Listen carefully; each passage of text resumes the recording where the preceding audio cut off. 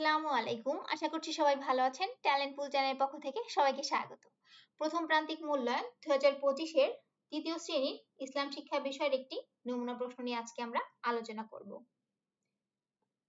প্রথম শ্রেণী থেকে পঞ্চম শ্রেণী পর্যন্ত সকল বিষয়ের সকল আপডেট ও নমুনা প্রশ্ন পাওয়ার জন্য চ্যানেলটি সাবস্ক্রাইব করে পাশে থাকবেন। তাহলে প্রথম প্রান্তিক মূল্যায়ন 2025 শ্রেণী তৃতীয় বিষয় ইসলাম শিক্ষা। সময় 2 ঘন্টা, অর্থাৎ 2 ঘন্টার পরীক্ষা হবে, পূর্ণমান 100 নম্বরের পরীক্ষা। এক দাগে সঠিক উত্তরটি উত্তরপত্রে লিখো। এখানে 10টি প্রশ্ন থাকবে, প্রতিটিতে 1 নম্বর করে 10 নম্বর। 1. বিশ্বজগৎ কে সৃষ্টি করেছেন? এখানে 4টি অপশন আছে, সঠিক যে অপশনটি হবে সেই অপশনটি শুধু উত্তরপত্রে লিখবে। 2. ইমানে মুজমাল অর্থ কি? 3. ইবাদত আমাদেরকে কোন কাজে উদ্বুদ্ধ করে? 4. হজ আদায় করা কি?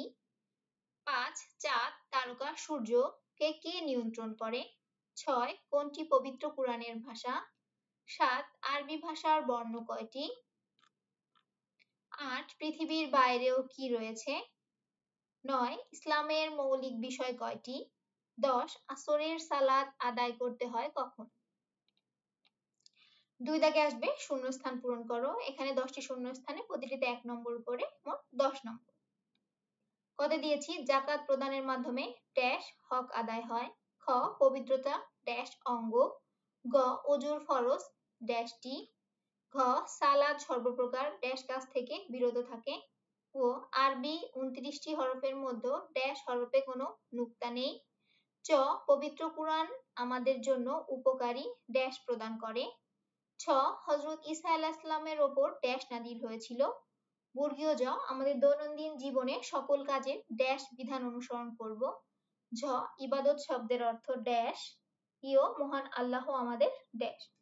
তো এই ড্যাশে বা শূন্যস্থানে সঠিক শব্দ দিয়ে শূন্যস্থান পূরণ করবে এবং খেয়াল করবে যাতে বানানগুলো যেন ভুল না যায়। 3 দাগে আসবে শুদ্ধ অশুদ্ধ নির্ণয় করো। এখানেও 10টির জন্য 10 নম্বর, প্রতিটিতে 1 নম্বর করে 10 নম্বর। বাক্যটি সঠিক হলে শুদ্ধ লিখবে আর ভুল হলে অশুদ্ধ। ক সালাতকে আরবিতে নামাজ বলে। খ সালাত অর্থ দোয়া। গ সালাত সর্বপ্রকার ভালো কাজ থেকে বিরত রাখে। ঘ সালাত আদায় করলে আখিরাতে জান্নাত লাভ হয়। ও প্রতিদিন 3 বার সালাত আদায় করতে হয়। চ মহান আল্লাহর ইবাদত করার জন্য আমাদের পবিত্র হতে হয়। ছ অজুতে পুরো শরীর ধুয়ে নিতে হয়। বর্গীয় জ গোসলের প্রধান কাজ 4টি। ঝ পরিষ্কার পরিচ্ছন্ন থাকলে মন খারাপ থাকে। ইয় পবিত্রতা ইমানের অঙ্গ। 4 দাগে আসবে বাম পাশের বাক্য অংশের সাথে ডান পাশের বাক্য অংশ মিল করো। এখানে 10 নম্বর। বাম পাশে আছে একটি নির্দিষ্ট নিয়ম অনুসারে খ গ্রীষ্মের পর বর্ষা এবং গ আমাদের পৃথিবী। ঘ আমাদের দেখায় পৃথিবীর বাইরেও রয়েছে ও একটি পরাক্রমশালী সর্বজ্ঞের। ডান পাশে আছে দেখতে কত সুন্দর, নিয়ন্ত্রণ, বিশাল সৃষ্টি জগৎ, শীতের পর বসন্ত আসে। 5 অপার দয়া। 6 সৃষ্টি করেছেন। 7 এই পৃথিবী। মানে কর সাথে যেটি হবে সেটি সঠিকভাবে মিল করে খাতায় লিখবে। 5টির সাথে 5টি মিল করবে। এখানে 7টি আছে, 2টি অপশন বেশি দেওয়া আছে। 5 দাগে আসবে সংক্ষিপ্ত প্রশ্নের উত্তর দাও। এখানে 10টি প্রশ্নের প্রতিটিতে 3 নম্বর করে, মোট 30 নম্বর। ক সহিফার সর্বমোট সংখ্যা কত? খ প্রধান আসমানি কিতাব কয়টি? গ ফালাক শব্দের অর্থ কি? ঘ 5 ওয়াক্ত সালাতের নাম লেখো ও পবিত্রতার 3টি উপকারিতা লেখো। চ 5টি প্রধান ইবাদতের নাম লেখো। ছ মুমিনের 3টি গুণাবলী লিখো। বর্গীয় জ হিলফুল ফুজল কি? ঝ মুমিন কাকে বলে? ইয় ইবাদত অর্থ কি? ইবাদতের সংজ্ঞা দাও। 6 দাগে আসবে বর্ণনামূলক প্রশ্নের উত্তর দাও, যে কোনো 5টি, প্রতিটিতে 6 নম্বর করে। 5 6 30 নম্বর। ক দৈনন্দিন জীবনে পবিত্র থাকার উপায়গুলোর তালিকা তৈরি করো। খ সালাতের উপকারিতার বর্ণনা করো। গ প্রধান 4টি আসমানি কিতাব কোন কোন নবীর উপর নাজিল হয় লেখো।